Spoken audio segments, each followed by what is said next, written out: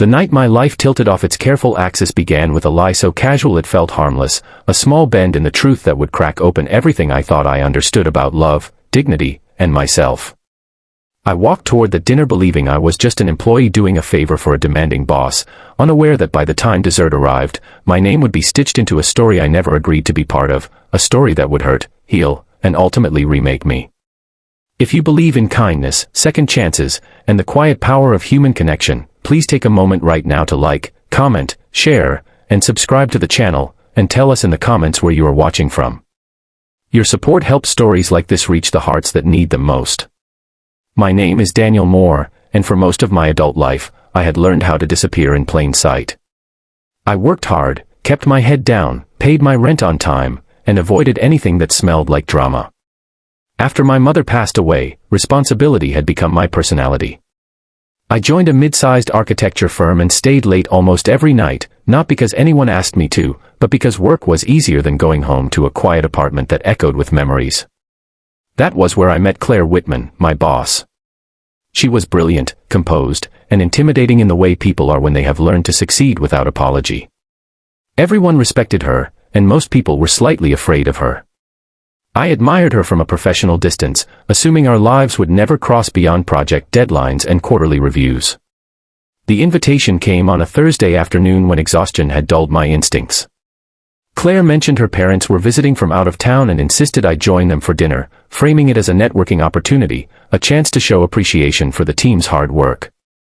She spoke with the authority of someone used to compliance, and I agreed without thinking. There was no warning in her tone, no hint that I was walking into an emotional ambush. Her parents' house was warm and elegant, the kind of place where framed photographs lined the walls like a curated timeline of achievement and tradition. As soon as we arrived, I felt underdressed in my borrowed confidence, painfully aware of my scuffed shoes and the way my shoulders hunched when I felt out of place. I told myself to breathe, to be polite, to survive the evening and leave with my professional reputation intact. Then everything changed in a single moment that seemed to slow time. Claire introduced me to her parents not as a colleague, not as a friend, but as the man she was seeing, the person she had been too busy to tell them about until now. The words settled over the room like a heavy snowfall, muffling sound and sense.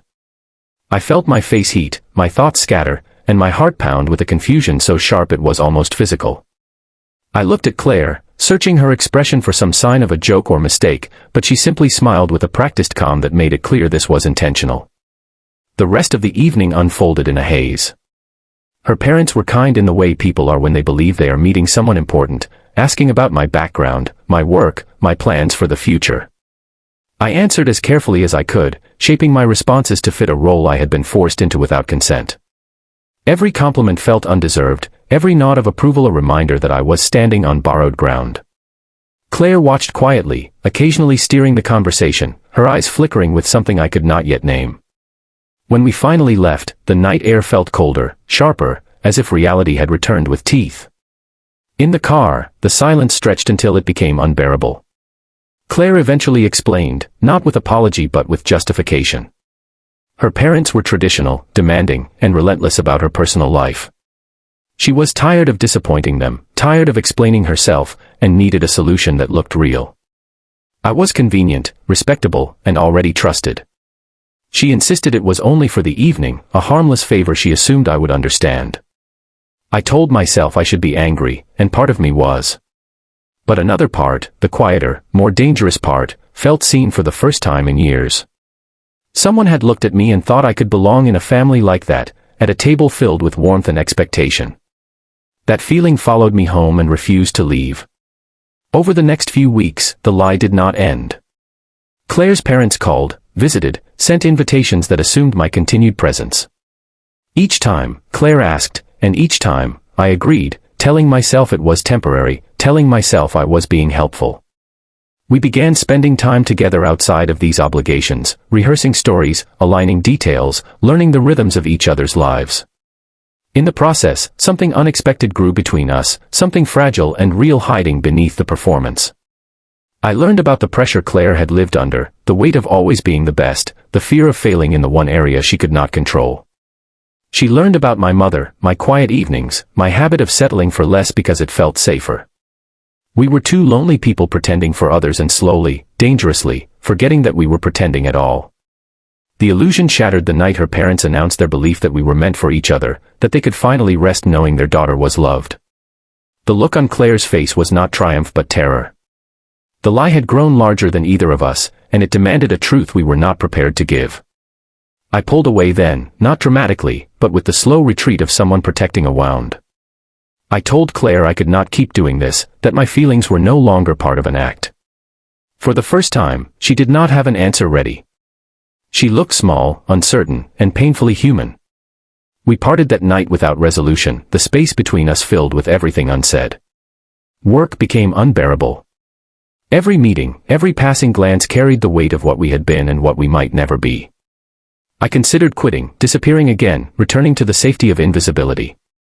But life has a way of pushing back when you try to shrink yourself. Claire showed up at my apartment one evening, unannounced and unguarded. She did not ask for another favor. She admitted her fear, her mistake, and the cost of using someone else's heart as a shield.